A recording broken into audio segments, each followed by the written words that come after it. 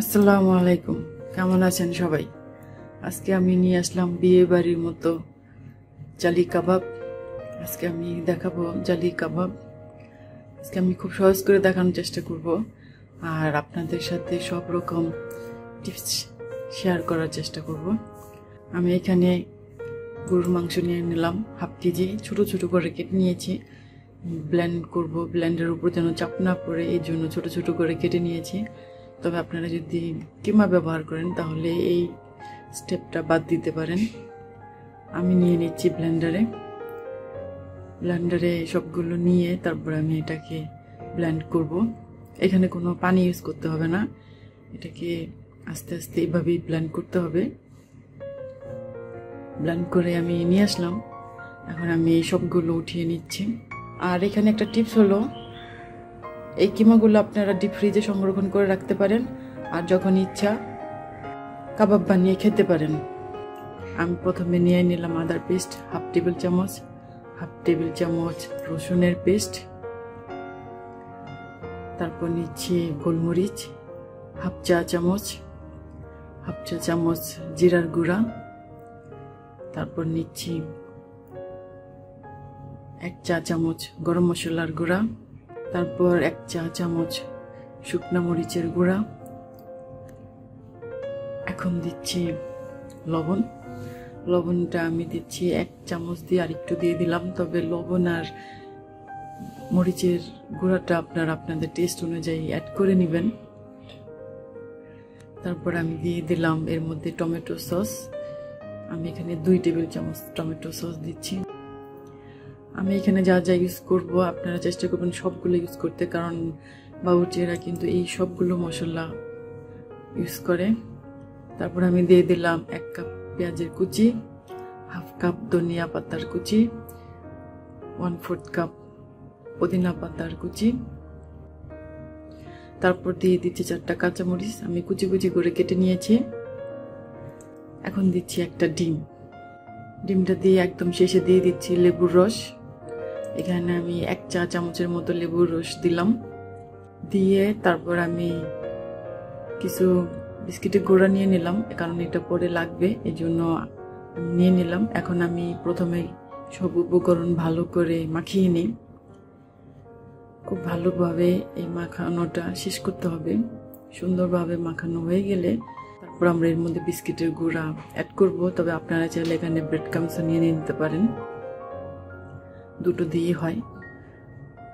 আমার মাখাতে সমস্যা হচ্ছিল তাই আমি বোলটা পাল্টিয়ে নিলাম। এখন এটাকে খুব ভালোভাবে এইভাবে মেখে নিতে হবে। প্রতিটা মশলা মাংসের মধ্যে যেন ঢুকে এভাবে মাখাতে হবে, উল্টিয়ে পাল্টিয়ে খুব ভালোভাবে এটাকে মাখিয়ে নিতে হবে। এভাবে খুব ভালোভাবে মাখানো হয়ে গেলে তারপর আমি একটা করে দেখাচ্ছি, দেখুন হাতের সঙ্গে লেগে থাকে আর একটু নরম। এটাকে শক্ত করতে হবে। শক্ত করার জন্য এখানে আমি বিস্কিটের গুঁড়া নিচ্ছি, আপনারা চাইলে ব্রেড ক্রাম্বস নিতে পারেন। আমি এখানে 2 টেবিল চামচ ভরে নিলাম, নিয়ে এটাকে ভালোভাবে মাখাবো। তারপরে আমি আরেকটু দিয়ে দিচ্ছি, আরও 2 টেবিল চামচ দিচ্ছি, কারণ আমার মনে হচ্ছে আর একটু শক্ত করতে হবে, একটু নরম আছে এই জন্য দিলাম। এখন এটাকে আবার সে একইভাবে ভালোভাবে মাখিয়ে নিতে হবে। আর এটা আপনারা দেখে বুঝতে পারছেন এটা আস্তে আস্তে কিন্তু শক্ত হচ্ছে। এভাবে শক্ত করে নিতে হবে, কারণ আমরা যখন ভাজবো তখন এটা যেন খুলে না যায়, এই জন্য এটাকে শক্ত করে নিতে হয়।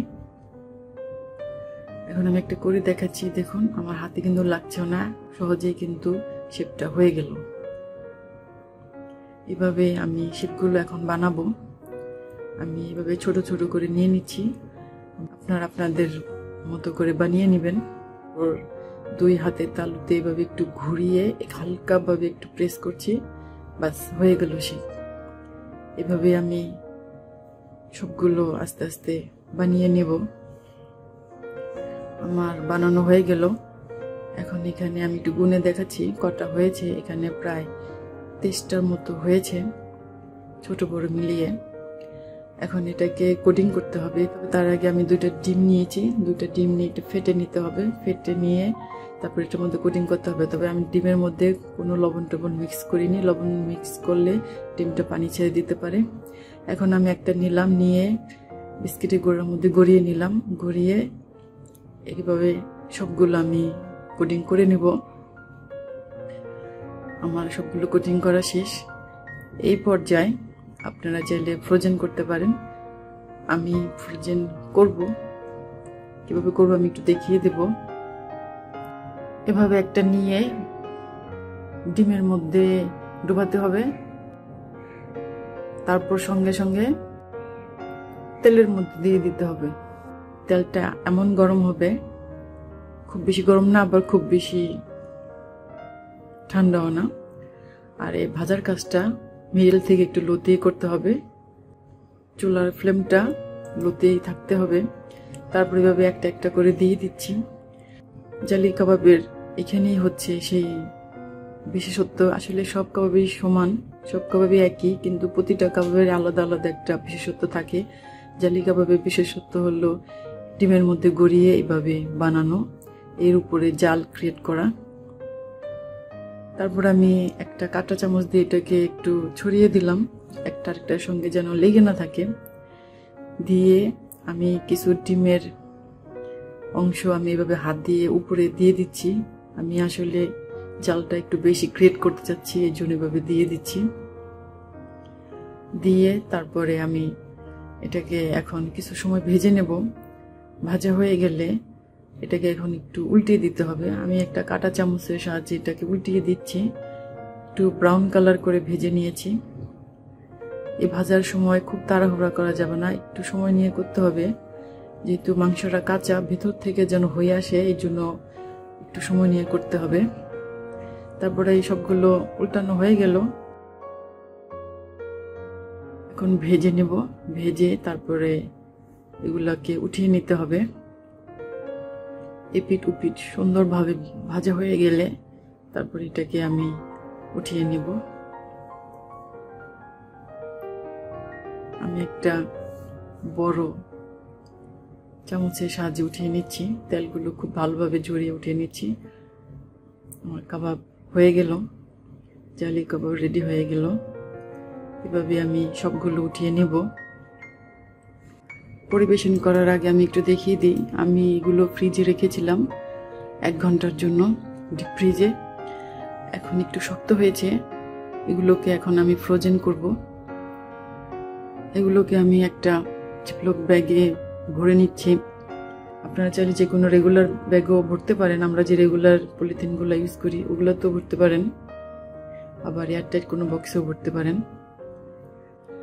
সবগুলো ভরে নিয়ে তারপরে এটাকে আমি ফ্রিজে রেখে দেব। 3 থেকে 4 মাস এটাকে আমি রেখে খেতে পারবো। তবে আপনারা যদি এভাবে রাখেন, ফ্রিজ থেকে নামিয়ে ডিমের মধ্যে কোটিং করে সঙ্গে সঙ্গে ভেজে নেবেন। বরফ ছাড়ার অপেক্ষায় থাকার কোনো দরকার নেই, নরম হওয়ার কোনো দরকার নেই, আপনারা সঙ্গে সঙ্গে ভেজে খেতে পারবেন। এভাবে বিয়ে বাড়ির জালি কাবাব বাড়িতে বানিয়ে খাওয়া যায়, সবাইকে নিয়ে খাওয়া যায়, বাড়ির সবাইকে নিয়ে। এই ছিল আমার রেসিপি, আশা করছি আপনাদের ভালো লেগেছে। যদি ভালো লেগে থাকে তাহলে আমার পাশে থাকবেন, আমার চ্যানেলটা সাবস্ক্রাইব করবেন। সবাই ভালো থাকেন। আজকে আর বেশি কথা বলবো না, আজকের জন্য বিদায়। আল্লাহ হাফেজ।